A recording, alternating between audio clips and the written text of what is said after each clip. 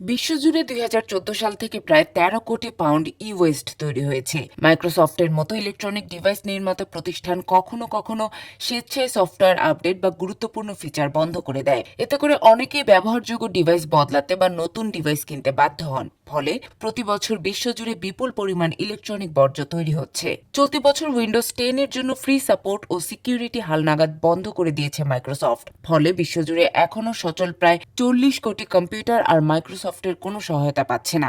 Update না থাকায় এসব কম্পিউটার নিয়ে নিরাপত্তার ঝুঁকি তৈরি হয়েছে। বিশেষজ্ঞদের আশঙ্কা, অনেক ব্যবহারকারী হয়তো এসব কম্পিউটার ফেলে দেবেন, যা ইলেকট্রনিক বর্জ্য বা ই-ওয়েস্ট বাড়াতে পারে। শুধু উইন্ডোজ 10 এ ফ্রি সাপোর্ট ও সিকিউরিটি আপডেট বন্ধ হওয়ায় বিশ্বজুড়ে ১৬০ কোটি ই-ওয়েস্ট তৈরি হবে বলে আশঙ্কা করা হচ্ছে।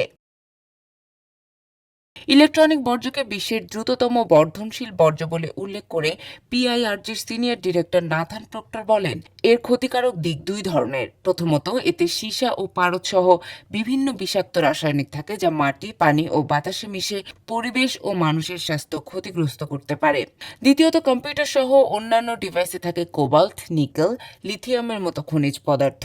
এসব খনিজ খুঁজে বের করতে প্রচুর শক্তি ও সম্পদ ব্যবহার করতে হয়। এ খনন প্রক্রিয়ায় পরিবেশের ওপর দীর্ঘমেয়াদী ক্ষতি হয়, যেমন বনাঞ্চল ধ্বংস, নদী বা মাটির দূষণ।